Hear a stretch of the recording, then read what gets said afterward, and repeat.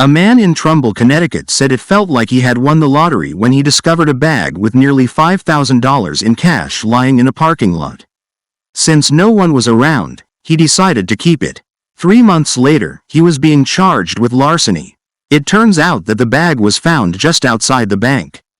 Police said it was also clearly marked with a bank's insignia.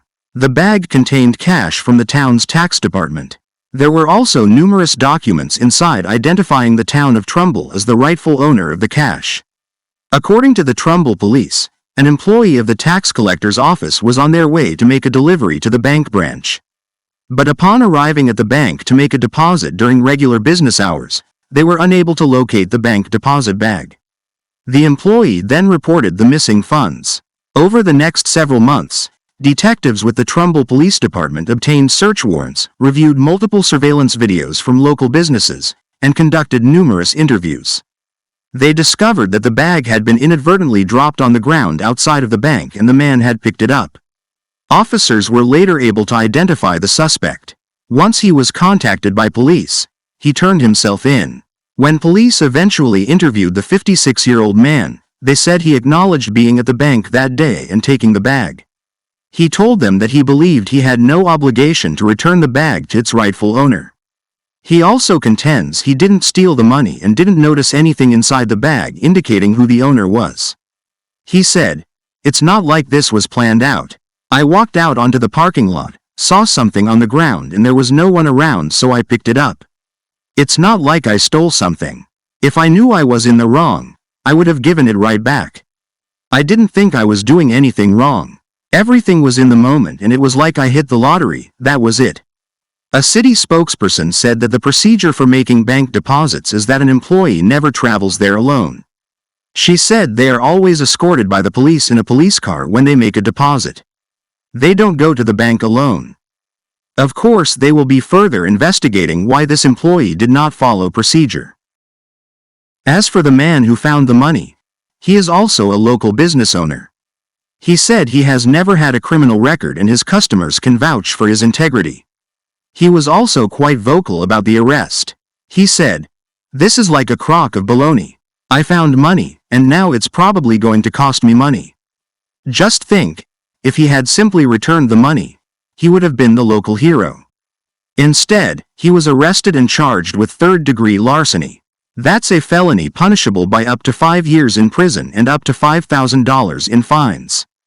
He was released on a promise to appear in court. However, an associate professor of accounting and taxation at the University of New Haven said he does not think the larceny charge will stick. He said, "Larceny by definition is a crime that involves the unlawful taking of property from someone else without a threat of violence. Intent is the key. They're going to have to prove he willingly took it." So how did it all end? Well, apparently the professor was right. Because instead of going to jail, the man was asked to give the money back. He then agreed to make full restitution to the town.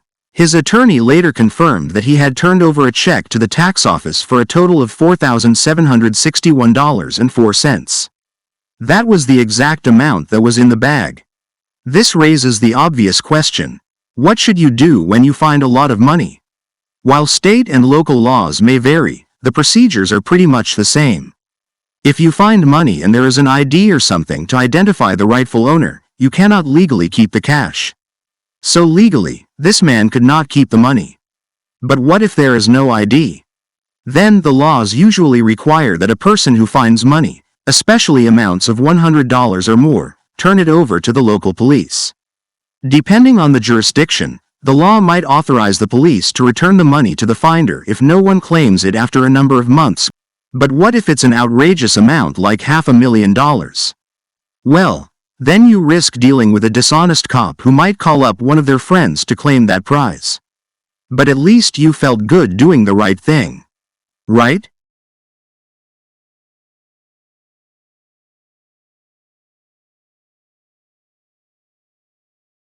A tractor trailer, carrying over $750,000 worth of freshly minted dimes from the U.S. Mint in Philadelphia, became the target of a sophisticated theft operation. The truck driver, who had just picked up the cargo of 2 million dimes from the Philadelphia Mint, was heading to Miami. After a long day of work, he parked his truck at a Walmart lot in the northeastern part of the city to get some rest. It was a routine stop for the driver, who planned to head back on the road the next morning. But when the sun came up, the driver discovered a shocking sight. Thousands of dimes were scattered across the parking lot, down the street, and even into nearby areas. It was clear thieves had broken into the truck. Authorities then scrambled to figure out just how much had been stolen. Initially, police estimated that roughly 1 million dimes, worth around $100,000, had been taken. But as they gathered more evidence, this number quickly doubled. The actual theft totaled around 2 million dimes, amounting to a shocking $234,500. That's nearly 5 tons of coins. Surveillance footage from the area revealed that, around midnight, a group of men, dressed in gray hoodies and armed with bolt cutters, approached the truck. They broke into the trailer, loading up the stolen dimes into smaller bags and then transferring them into a waiting truck. It seemed like a well-planned operation, but the thieves couldn't get away cleanly. Many dimes were left behind, strewn across the parking lot. But the surveillance video was the key piece of evidence. As they reviewed footage, Philadelphia police began piecing together what had happened.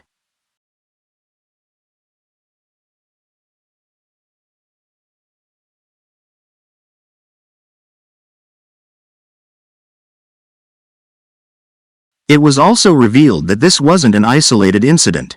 Federal investigators found that the stolen dimes were converted into cash at various coin machines. Some were deposited at banks in Maryland and suburban Philadelphia. Clearly, this was no amateur operation. The men had a well-organized plan to launder the stolen money. The thieves had also been targeting tractor trailers across the region, stealing everything from meat to alcohol. But they messed up when they broke into a truck carrying U.S. currency. Federal charges were filed, and the culprits were identified as 4 Philadelphia men. They faced multiple charges, including conspiracy, robbery, and theft of government money. This theft is just one example of the growing trend of cargo thefts across the country. It's just that these guys picked the wrong truck to rob.